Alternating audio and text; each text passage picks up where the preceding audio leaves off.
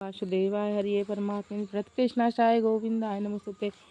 गुरुर्ब्रह्मा गुरुर्विष्णु गुरुर्देवो महेश्वरा गुरुर्साक्षात् परब्रह्म तस्मै श्री गुरुवे नमः तस्मै श्री गुरुवे नमः तस्मै श्री गुरुवे नमः। भक्तजनों, हमने 31वां अध्याय तक कार्तिक मास महत्व का श्रवण किया। अब हम 32वां अध्याय श्रवण करेंगे। आप भी श्रवण करिए एवं मन से ध्यान लगाइए। तुलसी माता एवं कार्तिक भगवान एवं कार्तिक मास आपकी हर मनोकामना पूर्ण करें।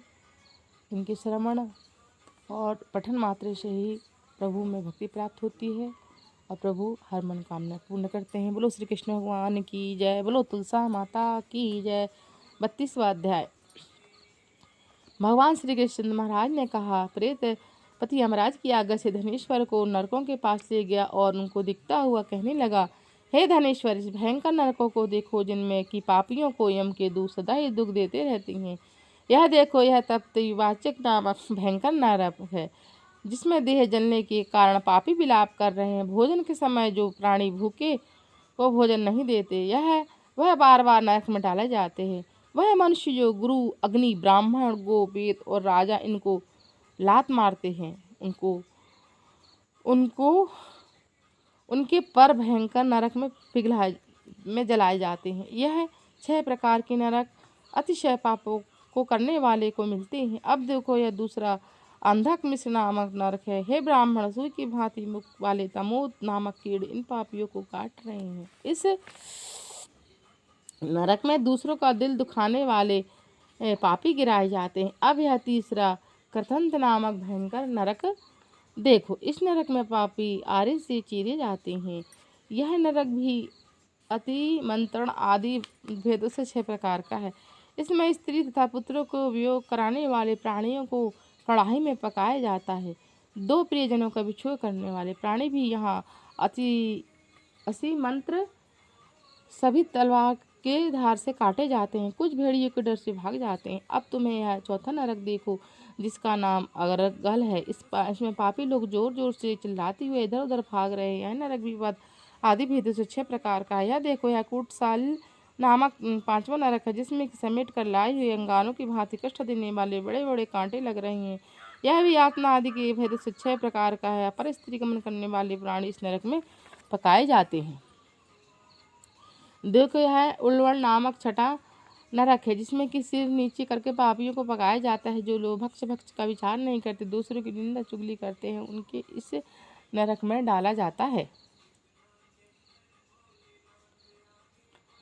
देख लो, यह लोग जो किस तरह से चिल्ला रहे हैं। दुर्गंध भेद से यह नरक 6 प्रकार का है। यह देखो, 7वां कुंभी पाक नरक है। यह बहुत भयंकर है। ब्राह्मण, यह 6 प्रकार का है। यह महापात के लोगों को भी पकाया जाता है। इस नरक में हजारों वर्षों तक यातना भोगनी पड़ती। यही रोरा नरक है। इच्छा रहित पाप किए वह सूखे और इच्छा पूर्वक जो पाप किए जाते वह पाप अर्ध पाप कहलाते। इस प्रकार शुष्क और आदि भेदों से यह पाप 2 प्रकार के होते। इसके अतिरिक्त और भी पृथक पृथक 84 प्रकार के पाप है। अपकीर्ण, पांड, केते, मालिनीकरण, जाति भंशकरण, अपाय, अति पाप, महापाप है। 7 प्रकार के महापातक हैं। जो जीव जैसा कर्म करता है, इन 7 नरक में अपने आप पाप के अनुसार पकाए जाते हैं। तुम्हारा चूंकि कार्तिक व्रत करने वाला प्रभु को भक्तों के साथ पर्याप्त मिलजुल रहा है, उसके पुण्य के प्रभाव से तुम्हारी नरक यातना दूर हो गई। भगवान श्री कृष्ण चंद्र महाराज ने कहा, इस प्रकार प्रेतपति धनेश्वर को सब प्रकार का नरक दिखलाने के पश्चात यक्षलोक में ले जाकर वहाँ उसे राजा का बना दिया। वहाँ पर उसका नाम धनक्षा हुआ। भाई कुबेर जी के समाज सेवक बन गया। बाद में महर्षि विश्वामित्र के उसके नाम पर तीर्थ बनाया था। हे राजन, कार्तिक मास का व्रत का फल देने वाला दाता, इसके बराबर दूसरा कोई पुण्य कर्म नहीं है। जो कोई इस व्रत करता है, व्रत करने वाले का दर्शन करता है, उसे अवश्य मुक्ति मिलती है। बोलो श्री कृष्ण भगवान की जय। अतः 33वां अध्याय। सूत जी ने कहा, इतनी कथा सत्यभामा को सुनाकर भगवान श्री कृष्ण महाराज संध्या करने के लिए महल के भीतर चले गए। वहाँ कार्तिक मास का व्रत भगवान विष्णु को अत्यंत प्रिय है। यह कार्तिक मास भगवान विष्णु का अत्यंत प्रिय तथा भक्ति को प्रदान करने वाला है। रात्रि जागरण, प्रातः काल का स्नान, तुलसी वट सिंचन, उद्यापन, दीपदान, यह पंचकर्म भगवान विष्णु को प्रसन्न करने वाला है, इसलिए इसका पालन अवश्य करना चाहिए। ऋषियों ने कहा, भगवान विष्णु का प्रिय, अधिक फल देने वाला, शरीर के रोम रोम को प्रसन्न रखने वाला, इतिहास पूर्व जो कार्तिक महत्व आपने कहा है, मोक्ष को चाहने वाला या भोग का इच्छुक मनुष्य को इस व्रत का अवश्य करना चाहिए। किंतु हम एक बात आपसे पूछना चाहते हैं, वह यह है कि कार्तिक मास का व्रत करने वाला किसी संकट में फंस जाए या जंगल में हो अथवा वह किसी रोग से ग्रस्त हो जाए तो वह कार्तिक का व्रत किस प्रकार करे, क्योंकि यह विष्णु भगवान का अतिशय प्रिय तथा मुक्ति भुक्ति प्रदान करने वाला व्रत किसी प्रकार भी नहीं छोड़ना चाहिए। यदि कार्तिक व्रती श्री सूत जी ने उत्तर दिया, यदि कार्तिक व्रती किसी संकट में फंस जाए तो वीरता के साथ भगवान शंकर तथा भगवान विष्णु के मंदिर में जाकर जागरण अवश्य करे। यदि भगवान शंकर का मंदिर या भगवान विष्णु का मंदिर पास में न हो तो जिस किसी भी देवता या का मंदिर पास में वहाँ जाकर रात्रि जागरण करे। अगर घना जंगल हो तो फिर पीपल के वृक्ष के नीचे अथवा तुलसी के वन में जाकर जागरण करे। भगवान विष्णु की मूर्ति के सम्मुख बैठकर भगवान विष्णु का कीर्तन करे। ऐसा करने से हजारों गौओं के गोदान का फल बराबर मिलता है। जो व्यक्ति विष्णु भगवान के कीर्तन बाजा बजाता है उसको वाजपेयी यज्ञ का फल मिलता है। जो किसी संकट के समय रोगी हो जाने पर यदि जल न मिल सके तो केवल भगवान विष्णु के नाम मात्र से मार्जन ही कर ले। यद्यपि उद्यापन न कर सके तो व्रत की मूर्ति के लिए भगवान केवल ब्राह्मणों को भोजन ही करवा दे, क्योंकि ब्राह्मणों को प्रसन्न होने से भगवान विष्णु भी प्रसन्न रहते हैं। यदि अगर दीपदान न कर सके तो दूसरों के दीप की वायु अथवा भली भांति रक्षा करे। और यदि तुलसी का पौधा पास में न हो तो वैष्णव ब्राह्मणों की पूजा कर ले, क्योंकि भगवान विष्णु सदा अपने भक्तों के निकट ही रहते हैं। इन सब के न होने पर व्रती ब्राह्मण गो पीपल वट वृक्ष की श्रद्धा से सेवा करी। शौनक आदि ऋषियों ने कहा, आपने गौ तथा ब्राह्मण के सदस्य पीपल और वट वृक्ष को क्यों क्यों बतलाया है, और सभी वृक्षों को पीपल का वृक्ष या वट वृक्ष श्रेष्ठ क्यों कहे गए हैं। सूत जी ने कहा, पीपल का वृक्ष साक्षात विष्णु भगवान है, वट वृक्ष साक्षात शंकर जी भगवान है और पलाश का वृक्ष साक्षात ब्रह्मा है। इन वृक्षों की पूजा सेवा दर्शन से सब पापों का नाश होता है। ऋषियों ने कहा, प्रभु हम लोगों को इसमें शंका है कि ब्रह्मा विष्णु और शंकर वृक्ष रूप में क्यों हुए।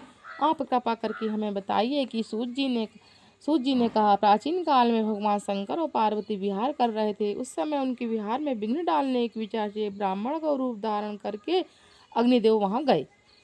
विहार के आनंद का नाश हो जाने के कारण क्रोध में भरकसी पार्वती जी ने समस्त देवताओं को शाप दिया। पार्वती जी ने कहा, हे देवताओं, विषय सुख को कीट पतंगे भी जानते हैं, इसमें आप लोगों ने देवता होकर विघ्न डाला है, इसलिए आप लोग सब वृक्ष हो जाए। सूत जी ने कहा, इस प्रकार क्रोधित हो पार्वती के शाप देने सब देवता वृक्ष हो गए। इसी कारण भगवान विष्णु तथा शंकर भगवान दोनों पीपल और वट हो गए। इसी कारण भगवान विष्णु का शनियों के साथ भोग होने के कारण केवल शनिवार को ही पीपल का स्पर्श करना चाहिए और किसी दिन नहीं। बोलो श्री कृष्ण भगवान की जय। श्री कृष्ण गोविंद हरे मुरारी, हे नाथ नारायण वासुदेवा। श्री कृष्ण गोविंद हरे मुरारी, हे नाथ नारायण वासुदेवा। अतः 34वां अध्याय।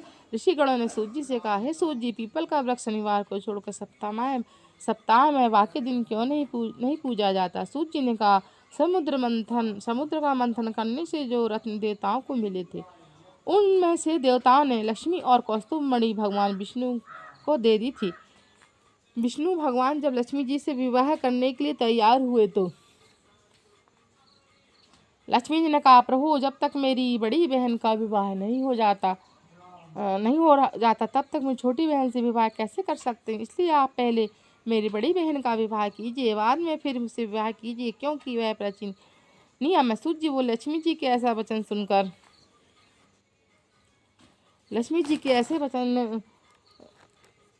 सुनकर भगवान विष्णु ने लक्ष्मी जी की बड़ी बहन का विवाह उद्दालक ऋषि के साथ कर दिया। वह लक्ष्मी बड़ी कुकरूप थी, बड़ा मुख, चमकते बड़े दांत, वृद्धा के समान शरीर, बड़े बड़े लाल लाल नेत्र, रूखे बाल। रहस्य उद्दालक भगवान विष्णु के आग्रह से उससे विवाह कर उसको वेद मंत्र से धनुष गुंजाते हुए अपने आश्रम में ले आए। वेद ध्वनि से पूंजित हवन से पवित्र धुआं से सुगंधित मनोहर ऋषि आश्रम को देखकर वह बहुत दुखी हुई। उसने महर्षि उद्दालक से कहा, इस आश्रम को देख मुझे वेद ध्वनि हो रही, अतः स्थल मेरे रहने योग्य नहीं है, अतः तुम मुझे किसी दूसरी जगह ले चलो। उसकी बात सुनकर महर्षि उद्दालक ने कहा, तुम यहाँ क्यों नहीं रह सकती, और तुम्हारे रहने के योग्य दूसरी जगह कौन सी है, वह मुझे बताओ। लक्ष्मी ने कहा, जहाँ पर वेद ध्वनि होती है, अतिथि का सत्कार होता है, यज्ञ आदि होते, उस स्थान में नहीं रह सकती। जहाँ पर पति पत्नी का आपस में प्यार हो, पितरों को निमित्त यज्ञ होते हों, देवताओं का पूजन होता हो, वहाँ पर मैं नहीं रह सकती। जहाँ दिन रात पति पत्नी झगड़ते हैं और जहाँ से अतिथि लोग सदा निराश लौटते हैं, जहाँ पर बूझ वृद्ध तथा सत्य पुरुषों का मित्र का अनादर होता है, जहाँ पर अति कठोर वाणी बोली जाती हैं, वहाँ दुराचारी चोर परिस्त्रीगामी प्राणी रहते हैं। जहाँ पर गाय का वध, मद्यपान, ब्रह्महत्या आदि पाप होते हैं, मैं वहाँ पर संतापूर्वक रहती हूँ। सूत जी ने कहा। इस प्रकार लक्ष्मी की वचन सुनकर महर्षि उद्दालक का मुख मलिन हो गया। वह इस बात को सुनकर चुप रह गए। थोड़ी देर बाद चुप रहने के पश्चात उन्होंने उससे कहा, अच्छा, तुम्हारे लिए ऐसा स्थान मैं खोजूंगा, अतः जब तक तुम ऐसा स्थान ढूंढ कर न आऊं तब तक तुम इसी पीपल के नीचे चुपचाप बैठी रहो। सूत जी ने कहा। महर्षि उद्दालक उसको पीपल के नीचे बिठाकर स्वयं उसके साथ रहने योग्य स्थान ढूंढने के लिए निकले। लेकिन जब वह बहुत काल तक प्रतीक्षा करने के बाद वापस नहीं आई तो लक्ष्मी रोने लगी। उसको बुरी तरह से रोना श्री लक्ष्मी जी ने बैकुंठ में भी सुना। अपनी बहन का रोना से लक्ष्मी जी व्याकुल हो गई। उन्होंने दुखी होकर भगवान विष्णु से कहा, प्रभु, मेरी बड़ी बहन लक्ष्मी पति के त्याग से अत्यंत दुखी हो गई है। नाथ, यदि मैं आपकी प्रिय पत्नी हूँ तो आप उसे आश्वासन देने के लिए उसके पास जाइए। लक्ष्मी जी की प्रार्थना सुनकर कृपा सिंधु भगवान लक्ष्मी जी के साथ लेकर उसे पीपल के पास गए और नीचे लक्ष्मी बैठी रो रही थी। उसको आश्वासन देते हुए भगवान विष्णु ने कहा, या लक्ष्मी, इस पीपल की जड़ में तुम सदा के लिए निवास करो, क्योंकि तुम मेरे ही अंश से उसकी उत्पत्ति हुई है और इसमें सदा मेरा निवास रहता है। प्रतिवर्ष गृहस्थी लोग तुम्हारा पूजन करेंगे और उन्हीं के घर में तुम्हारी छोटी बहन लक्ष्मी का निवास करेंगी।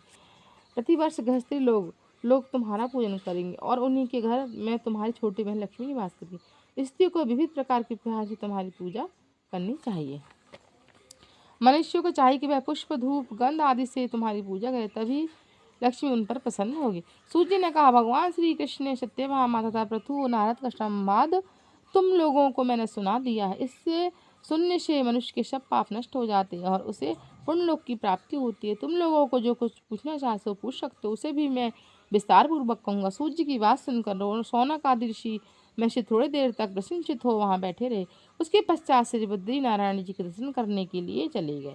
जो प्राणी इस कथा को सुनता है, दूसरों को सुनाता है, वह इस संसार से संपूर्ण सुख को प्राप्त करता है। श्री गणेशाय नमः। श्री कृष्ण गोविंद हरे मुरारी हे नाथ नारायण वासुदेवाय। ओम नमो भगवते 34 संपूर्णम। श्री कृष्ण गोविंद हरे मुरारी हे नाथ नारायण वासुदेवाय। श्री कृष्ण गोविंद हरे मुरारी हे नाथ नारायण वासुदेवाय। शिव गिरा संग। श्री कृष्ण गोविंद हरे।